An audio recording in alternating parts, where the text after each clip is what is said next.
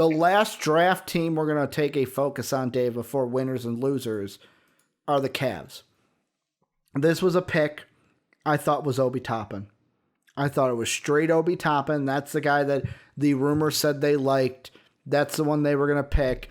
I did hear that Okoro did have a good interview, but I always thought Toppin was the guy here. Yep. But Okoro's the guy. And I'm going to say this, Dave.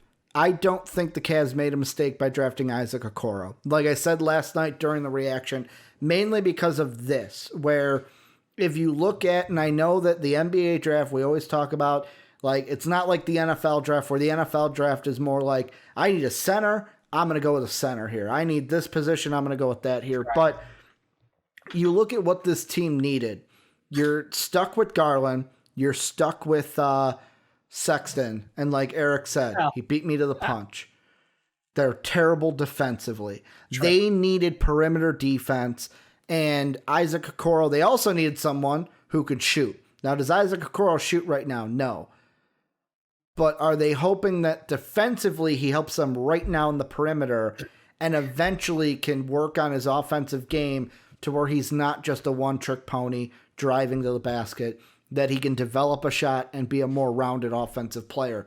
They took a stab at 5. Defensively, it pays out. We're going to see if Okoro can actually round his offensive game and work on the shooting part. You are 100% right in everything you said, except I still think it was a bad pick. Okay. Because I still don't like Isaac Okoro, and I have him graded much lower than the 5th overall pick. Mm-hmm. My big board, he is closer to the 10 to 15 range. Okay. More precisely, the 13 to 18 range. Mm-hmm. I just don't love the idea. And again, work ethic can't be challenged. Yeah. I mean, he is, every interview I've seen of him is just, the guy is so likable. He's going to bust his ass. Mm-hmm. He's going to work on it. But sometimes the shot's just not there. And again, I don't want this to be a Jaylen Brown situation, as you and I so lovingly recalled our thoughts on a raw prospect in Jaylen Brown. Doesn't have Brad Stevens, though. Beeline does not know Brad Stevens. Beeline doesn't know how to run an offense, apparently, and neither do his players. He doesn't know what his players are. He calls them thugs. God damn. Is he still their head coach? Didn't he get fired? No, I don't think he got fired. Here, I feel like he should have got fired for that. I don't think he got fired. He's still the head coach of the Cavs. He got fired. Yeah, thank you so much. Oh, he did. No, it's Bickerstaff. Never mind. I'm wrong. Yeah. I'm living in the past. Never mind. It's Bickerstaff. Ignore everything I said because I thought Beeline was still their coach. That is how much I don't care about Cleveland that I forgot Beeline got fired. I'm sorry, Cleveland. Bickerstaff is their head coach. Bickerstaff. I broke Dave. I completely broke Dave. Yep. I got nothing left. I mean, like, look, even with JB Bickerstaff there. Great guy. Love the character. I don't love this pick. And again, I brought up Jaylen Brown because, again, he was a raw prospect who had incredible athleticism in college. And this seems like Groundhog's Day. Tell me if this sounds too familiar.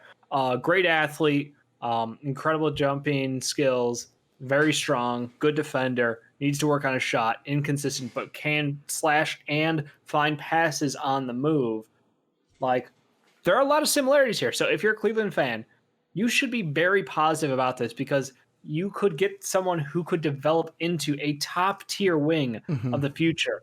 Now, whether he does or doesn't, that's the question. So you can't say it was a bad pick because he has the potential, because he already has shown defensively he is one of the best stoppers on the perimeter one-on-one. Now, his team defense is lacking in my mind. I like Devin Vassell over him as far as a team defender on the wing. I think that there are other guys who can do better. But as a defensive specialist with upside, with potential, with the right mindset, he ticks all the right boxes. I hope he doesn't turn into Stanley Johnson. I hope he's not an Andre Roberson. I think that he could be so much more.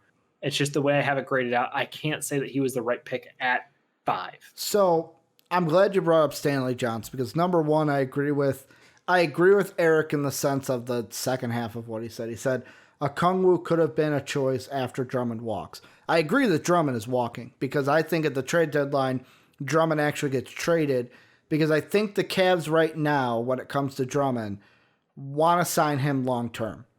Drummond don't want no noise of that. I don't think Drummond, like, to go back to Joakim Noah, sorry Cavs fans, but Who wants to be in Cleveland?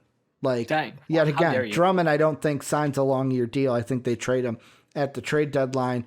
Okongwu, though, would have been like, he would have been good defense for the interior, but then it's Yes. like, okay, that doesn't help your perimeter defense. But And when it helps if your perimeter guys just guide guys into the Okongwu, death swatting zone. yeah, but that's how is that their defense? Like you said, is that their defensive system? Or they could scheme that way. JB Bickerstaff, smart defensive coach. Okay, I mean, good point. He's if there's a guy who can teach them how to play defense and scheme it, I do trust JB Bickerstaff on that end. Yeah, for me, I figure the center position to me is one of those to where if I was going to take a big in this draft for the Cavs, it was Obi Toppin, because Kevin Love is another one that could be lean on the into move. the no defense. Is that your plan? Well, like you go the double the offense, none of the defense. It's not really because my point with the Cavs is they're not going to be a good team this year. The Cavs are like the Pistons in my mind of like, they are not going to be a good team. They're probably going to be a top 5 pick again next year. So it's basically just stop right there and say, if you're going to be a top 5 pick next year, what does next year have? An abundance of wings, elite wings.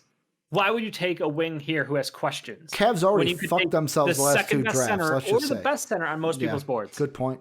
You've got a point, but like for me, it depends. Like I think the reason why they didn't go Okongwu is I think front office wise they are zeroed in on keeping Drummond on this team. And if they're gonna keep Drummond on the team, if that's the plan for them, don't think it happens because the player needs to want to stay for that to happen. I think that if I am replacing my Kevin Love replacement would have been Obi Toppin, not Onyeka Okongwu. Okay, when you put that that's way, yes. it. Yeah, yep. Like if I'm keeping Drummond, I want to pair him with Obi, not with Onyeka. Why not take Abdia? Could have taken Abdia too. Abdia would have worked. Like that would have probably been BPA at that spot. Let me just put it this way: playmaker. He passes the ball. He does. Shocking thought, Team needs Cleveland. Good Maybe point. Pass the Good goddamn point. Ball. You know, it was a mistake because you didn't take Denny Abdia, but after you take Abdia out, it wasn't a mistake. That's it. I think they should have taken Denny over him. I've got Onyeka over him. I've got a lot of guys over him, but I think, again, like I said, he has the potential to grade out to be one of the best wings, two-way wings in this class. And that is incredibly valuable. Well, and this is why the Stanley Johnson part you brought up. Could he be Stanley Johnson? Yeah, if he never develops offensively, yeah. But you talk about his work ethic and everything I've seen, and there was a SB Nation. So the SB Nation Sun site posted like they do a great. I just want to give them props because out of all the fucking sites I've seen that are like, how does this prospect fit? Whoever's doing, I don't remember his name, whoever's doing that work does his fucking work scouting. Great. Strengths, weaknesses, the fit, I was like, fuck, like I'm getting an insider thing without even fucking talking to somebody. And they shared a tweet from Auburn, like hyping up Isaac Okoro. And they're like, doesn't this make you want him on your team? And I was like, fuck, Bulls take him at 4. And then I was like, no, Bulls don't take him at 4. I'm being persuaded here because the video did that great of a job, Dave. And I feel like with his work ethic, that's why people on the very high end want to compare him to like a Jimmy Butler. Where does he get to that level? Coming into the league. Exactly. True. But like the work ethic side of like, I'm going to do whatever I can to get better each and every day. And that's what I think why I think the Cavs got a good player, but like when you bring up the Denny side. The locker room too. Yeah. Like you talk about you're trying to build a culture. That sucked for 2 years now. You don't want to stick around in that. That does not lead to happiness. So like having someone who has that drive, has that positivity, he's a great locker room presence already because he will keep guys like it's that challenge. Now, will they respond to the challenge? Will the young kids like Garland, the guys who are older than him, but I'm calling young kids, will the guys like Garland and Sexton and Chetty and KPJ if he's not in jail somewhere? Yeah.